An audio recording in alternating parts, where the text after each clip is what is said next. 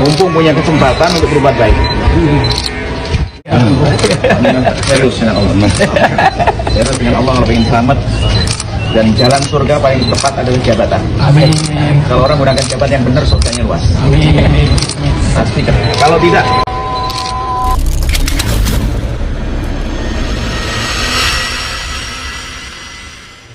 heboh dan mulai menjadi perbincangan banyak media sosok Bupati baru Cianjur yang mulai viral hingga marak diangkat usai Kang Deddy Mulyadi melakukan sederet kebijakan tegas di sejumlah lokasi di Jawa Barat.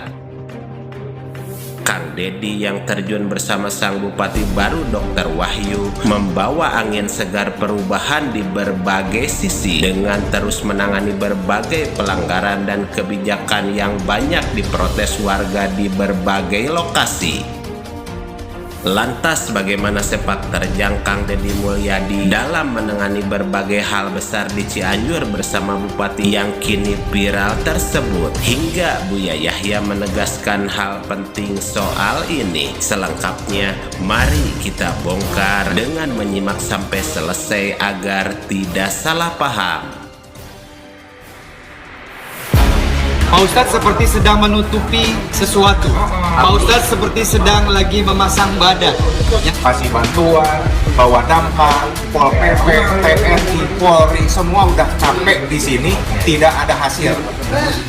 Di tengah maraknya sejumlah pejabat yang terlibat sejumlah kritikan pedas masyarakat terkait kinerjanya yang malas, sejumlah kasus korupsi hingga kontroversi, nyatanya masih ada sejumlah pejabat yang benar-benar menunjukkan pengabdiannya kepada masyarakat dengan sejumlah aksi perbaikan dan sosial hingga sanggup bekerja keras di lapangan dengan tetap merangkul dan mencintai rakyatnya. Salah satu contoh datang dari Muhammad Wahyu Perdian, merupakan seorang bupati tampan di Cianjur yang memiliki semangat besar dalam memasuki era baru dengan sejumlah kebijakannya yang cerdas terkait perbaikan di sejumlah lokasi dalam membangun Cianjur.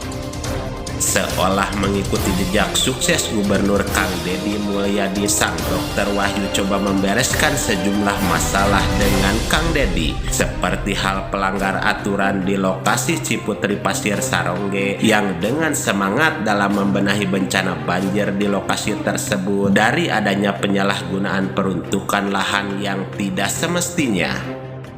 Ini begitu menjabat merasakan Bu bahwa harga bencana itu lebih mahal membayarnya dibanding harga produk. Betul. Itu yang lagi jadi saya tuh bukan anti, saya tuh orang pertanian gitu. Saya ngerti pertanian, saya ngerti arah kebijakan negara, tetapi dua-duanya seiring sejalan, jadi hitungannya harus berat. Sederet visi misi Cianjur berjaya, beragama, sejahtera dan berkarya dengan mewujudkan SDM berakhlak dan berkualitas hingga siap berdaya saing di era global demi mewujudkan ekonomi kerakyatan yang kreatif yang menjadi harapan besar sang bupati baru tersebut. Saya dari kecil tidak pernah berdoa untuk menjadi bupati. Saya selalu berdoa ingin menjadi dokter. Dan setiap kali bertemu ibu saya selalu memeluk saya, mendoakan saya menjadi pejabat.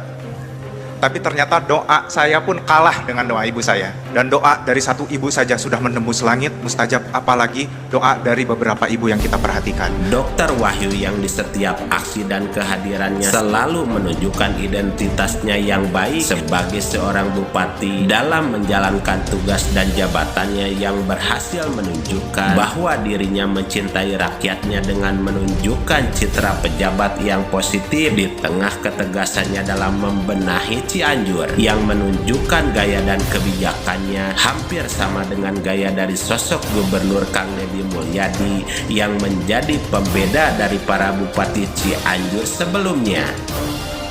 Dan dengan menunjukkan ciri khas dan gayanya yang khas dan santun, namun tetap tegas dalam membereskan sejumlah pelanggaran yang menyimpang yang berhasil ia benahi sekarang, hingga akhirnya dukungan datang berlimpah dari masyarakat dan para tokoh penting sebab sikap baik dalam menjadi pemimpin baru Cianjur, hingga Buya Yahya menyempatkan memberi asupan dan pesan langsung kepada sosok Bupati Wahyu di sela kesempatan beliau. Serius dengan Allah. Serius dengan Allah ingin selamat, dan jalan surga paling tepat adalah jabatan. Amin. Kalau orang menggunakan jabatan yang benar, surganya luas. Amin. Pastikan. Pokoknya ini pintu surga. Amin. Kalau berbuat baik sebanyak-banyaknya, mumpung punya jabatan. Amin. Allah selamat. Ini kakak Budi. Dengar ya. Kalau tidak, mumpung punya kesempatan untuk berbuat baik. Punya surga, percaya ada surga enggak? Percaya. Dan kalau orang niatnya benar dan dengan cara yang benar, lihat, dia akan punya jabatan yang tidak pernah akan lepas dari tangannya. Ini loh, jabatan yang abadi. Karena apa?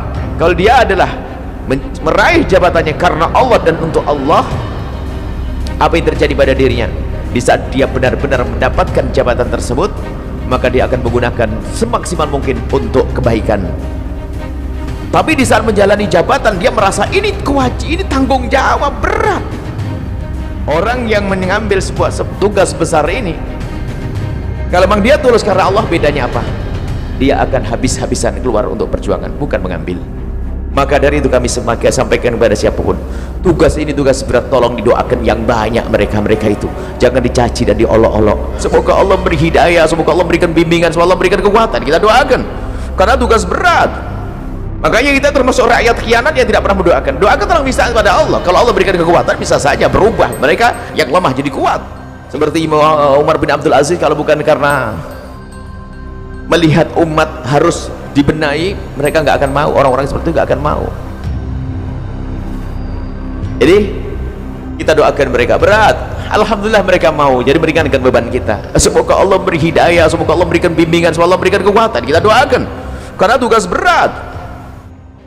Sebuah amanat bahwa menjadi seorang pemimpin yang baik dalam menjalankan tugas yang berat kelak akan dipertanggungjawabkan di akhirat. Maka kita harus bersyukur ketika ada yang mau membenahi sejumlah ketidakbaikan dan merubah menjadi kebaikan dan manfaat besar untuk banyak orang. Dan disitulah kita wajib mendoakan serta mendukung orang baik yang diberi amanat besar tersebut, sehingga pesan yang bisa kita ambil bahwa pemimpin yang amanah adalah pelindung rakyat, kejujurannya adalah cahaya bagi umat, keadilannya adalah penegak kebenaran, cintanya pada rakyat adalah amalan mulia yang pahalanya surga. Dan oleh sebab setiap kebijakan yang diambilnya kelak akan dihisab, maka ia harus berhati-hati dalam setiap langkahnya.